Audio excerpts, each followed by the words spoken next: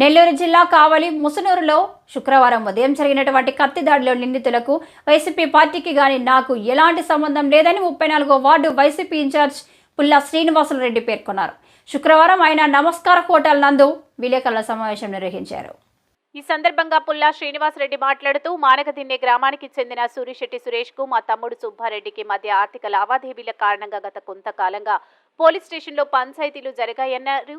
అంతే శుక్రవారం రోజు ఇరు వర్గాల మధ్య వాదోపవాదాలు పెరిగి ఘర్షణకు దారితీయగా కత్తితో దాడి చేయడంతో సురేష్ మృతి చెందడం, మరో 4గురికి గాయాలు కావడం బాధాకరమన్నారు.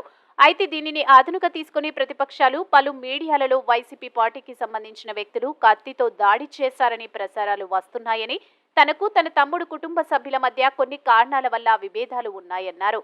దయచేసి ఈ విషయంలో YCP party MLA Ramireddy Pratap Kumar రెడ్డిని తనను జోక్యం చేసుకోవద్దని అన్నారు. లావాదేవీల వల్ల జరిగిన చిన్న సంఘటనలో తోసుకోవడంలో అన్సర్టన్ ఈవెంట్ లో ఏదో ఒక పొరపాటు వల్ల మనిషి ప్రాణం అయితే పోయింది.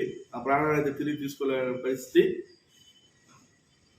అతనికి గత 3 సంవత్సరాలుగా ఆర్థికపరమైన ఇబ్బందులు ఉన్నాయి. అతనికి మాకు ఫ్యామిలీ పరంగా డిస్ట్రిబ్యూట్స్ వల్ల అతనితో మేము ఎప్పుడు కూడా దగ్గరగా లేము. ఒక 6 నెలల నుంచి ఈ విధమైన పరిస్థితులు ఉంటే కొంతమంది మీడియా మిత్రులు కూడా కొంత హెల్ప్ చేయమని చెప్పిన మాట వాస్తవం. నేను పరిశీలన చేసుకుంటే ఇతను దాదాపుగా చాలా మందికి అప్పులు ఉన్నాడు.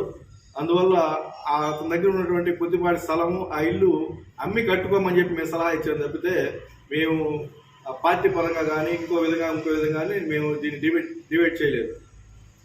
ఇంకోటి, మనోడి మీదే ఇంతమందికి బాధ్యులు ఉన్నాడని తెలిసిన తర్వాత నేను అన్ని పరిశీలన చేసిన తర్వాత రూరల్లో పబ్లిక్ అంతా పోయి అతని మీద కేసు పెడతా ఉంటే నేను ఒకసారి ఒకే 6 నెలల క్రితం ఒకసారి పోవడం జరిగింది. సుమన్ సారు నాకు ఎక్స్ప్లెయిన్ చేసిన తర్వాత, సుమన్ సారు నేను అతని మీద కేసు కడుతున్నాను అన్న తర్వాత నేను దాన్ని ఓకే చేసి వచ్చేసాను తప్పితే అతను నేను కాపాడదామనే ఉద్దేశంతో లేకపోతే నా యొక్క